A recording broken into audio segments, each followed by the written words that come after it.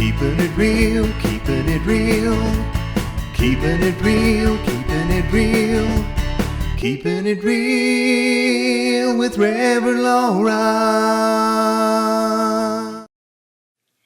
The paradox that I'm speaking about today is vital to all of our relationships, and it has to do with creating boundaries. Now, the boundaries I'm talking about in terms of relationships are the limits that we set to define what we are willing to do, what we're not willing to do, what we will accept or tolerate from others, and what we will not accept or tolerate from others. You know, as I've been doing my work throughout this process of first becoming a practitioner and then a minister, one of the things that I have worked on is how I achieve a greater degree of freedom in my life. And the paradox of this is I can achieve greater freedom when I set boundaries.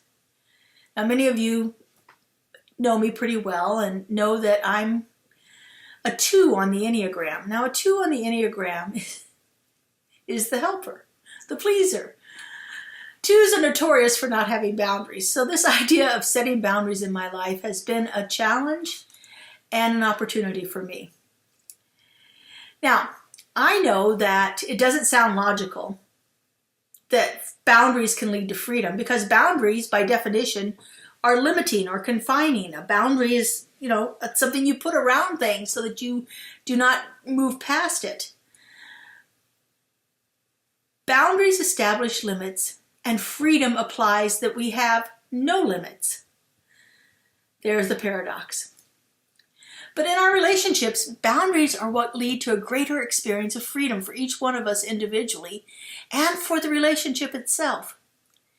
When we're clear about our own needs, our own wants, our desires, then we have an opportunity to create a more meaningful and authentic relationship with the people that we spend our time with. So for the last couple of months, I've been reading Nancy Levine's book, Setting Boundaries Will Set You Free. And in there she writes this: when you connect with your truth and change the way you show up in relationships, it gives other people permission to do the same. When we connect with our truth and we change the way and things that we're willing to do, we are establishing our boundaries. When we say what's real and true for us and what I'm willing to do, what I'm not willing to do, we are establishing boundaries. And when we show up that way in relationships, we give other people the permission to do the same thing. Now, many of our boundaries are completely natural and automatic. We don't even have to be taught how to set those boundaries. Oftentimes, these boundaries have to do with things like our safety, things like not putting our hands into a fire. That's a boundary that we've learned. We don't go past that one. I know that there are many people who are able to set amazing boundaries that lead them to experience freedom in all kinds of ways. But I know that there are those of us who have not had a lot of experience in setting boundaries, and certainly not a lot of experience in maintaining the boundaries that we do set. So, why do some people have great boundaries and others have none? And what stops us from having boundaries and being able to create the life that we're wanting to live? I think it begins often when we're children. Many of us, especially those of us in the baby boomer and Gen X generation, were taught to be polite. We were taught to do what other people, especially adults, said. We were taught to be kind and to be giving and to be of service to people, doing all those things to help people more than thinking about what is best for ourselves. I think that tendency has become internalized in us and is still active in a lot of us as adults to varying degrees. That idea that I always have to be giving to someone else instead of taking care of my needs is so entrenched within us.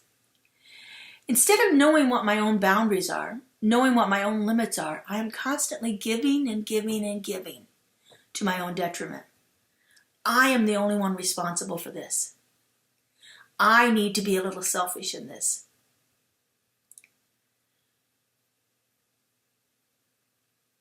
Nancy Levine says this: for those of us who have been people pleasers, the rescuers, fixers, the savers, it feels radical to put ourselves in a position of priority, to check in with our own desires first, and to seek our own comfort first.